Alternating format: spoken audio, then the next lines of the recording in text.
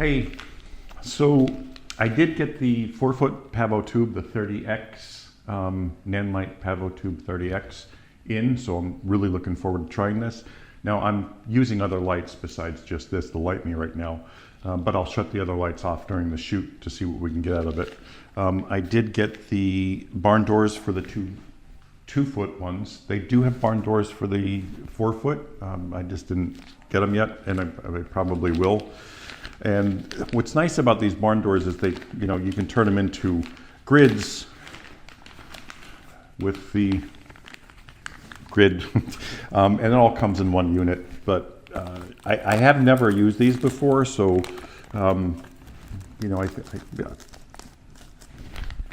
basically trial and error, and I'm putting them on backwards already. They should be easy, but not reading directions. And speaking of not reading directions, I believe I put these on backwards when I first started it. The clear goes on the outside. It's common sense, but it's only common sense if you read the directions. Anyway, so it is easy. Like I said, it's just fabric, but this is the first time I'm doing it, so I will have to adjust this, I'm sure.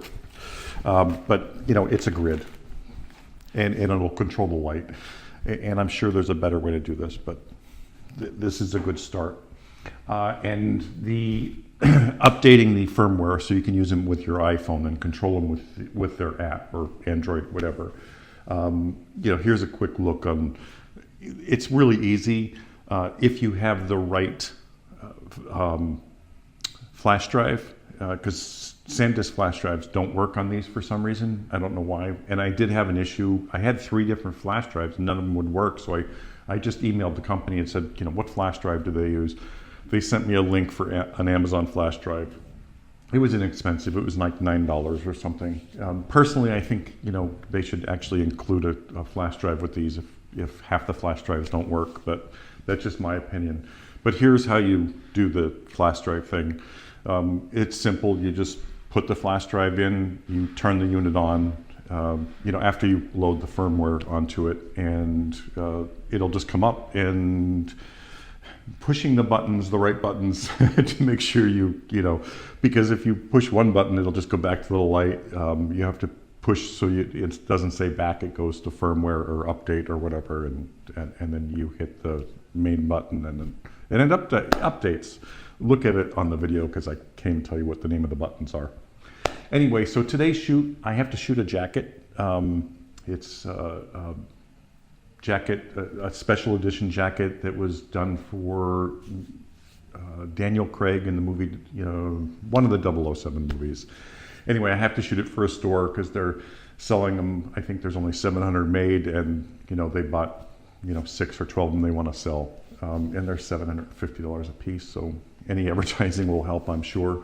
But I'm putting them on the girl instead of the guy, and trying to make them, a little sexy and make the guys want them more. That's my job for today.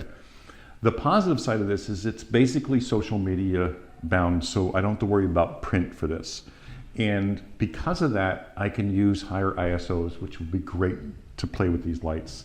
I'll be able to use a higher ISO with these, not have anything else, be able to shoot at 200, I hope, maybe 400, which again, 400 is going to be great. That's like the do-all. Every time my daughter asks what film should I get, I always say 400 because it works for everything. But hopefully, 200 to 400 ISO, and play with these lights and see what we can get. And you can sit it on the shoot and see how we do, and tell me how bad I did at the end. Hopefully, I do a good job. This light, the 4-foot, is really heavy. And I was worried about just this one plastic holder, but it seems to work good. And I have it on a boom arm, which I don't know if it's the smartest thing, but I can't figure out any other way to do it with and having full motion. But we can move this around and see what we can do with this as well. So if you have any questions after the shoot, leave them below. I'll try to walk you through the shoot and talk you through the shoot, and hopefully it's decent audio, and we'll go from there. Anyway, thanks. So the first shot here, I used the 15Xs in the back with the grids, warmed them up a little bit. I think they're at 3800 Kelvin. Front one is at probably 54, 56 vertical. And the very first shot just wasn't enough light kicking on her on the right side. So I had to turn that up, move it a little bit closer to her. And that was it, and this is straight at a camera, but it was my starting point for my shot. And I'm not showing you post-processing, just the straight out of camera shot. Now the next shot, we moved to white. I angled the 30X PavoTube so it's a little bit softer. I have the two backlights hitting her and the backdrop, just for a kicker. It worked out well. At this point I was getting a little frustrated because I was shooting at 200 ISO, but I was shooting it wide open at 1.2, so that's like a little frustrating for me. The photos come out nice, they look good, but I'm just not getting what I want out of them. Last one, red lights in the backdrop, bleeding on her and the front PavoTube. Okay, I just had to step in here really quick. In the middle of the shoot, after trying the Nanlite PavoTubes, I do like them. They are nice lights, they're fun, but going through the shoot, I'm just like, yeah, I gotta go back to strobe because I just didn't have the control that I wanted that I get out of the strobes versus the nanolights. Maybe if I had the strip for the big light, but it is awkward to move around as well and to put in the position that I want and not to get the shadows. And I'm sure someone, more apt or with more experience using those would do a much better job than I just did with those. But going back to strobes really quick, I'm just in my wheelhouse, so enjoy the rest of the shoot. Now I apologize that I'm not using the PavoTubes for this whole shoot, but like I said on the last clip, I just got frustrated and said, okay, I gotta go back to strobes really quick. She brought some cool outfits and I thought I'd try them. This one is a hair light, a backlight with a red gel on it. I always use the gray backdrop for this because gray backdrop picks up color really well. And one gridded softbox up front, that's it. Really simple lighting.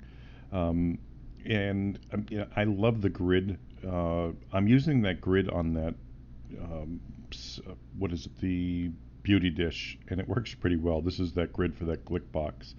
And it's working great for it. It really controls the light. As you can see, I control the light on the backdrop, not fall off, so I love that. And I can get some really dramatic shots, and if I move her closer, as the closer the model is to the backdrop, more light spill, and so forth. This, I'm using that backlight to light the backdrop. It's just a speed light behind her, and the two other lights for a main light and a fill on the back. But you can see the quality of the images versus the LEDs. Now, gray cards, I will go through a video on how you use gray cards, but gray cards, I always shoot gray cards for every single light setup, just so it makes it easier in post. It's literally, you go to color in Lightroom, click the eyedropper, click on the gray card, boom, you're done, your light setup, your color setup for the rest of the images, and then I just paste them. Now, her off the backdrop without the backlight, you can take that backdrop as dark as you can imagine, even though it's a white backdrop. And as you see, when I move her closer, you can see more of the backdrop. It lights it a little bit more. So you can control that just by her moving up 3 feet, literally. I have a small studio, I'm doing this, so it doesn't take a large studio to be able to, make the backdrop darker or lighter and to control it the way you will with your lights. Anyway, if you have any questions, again, I apologize for not having this video all PavoTube, but I just got frustrated, and like I said, somebody more apt with these, and I just don't have enough practice with them to control them the way I'd want to.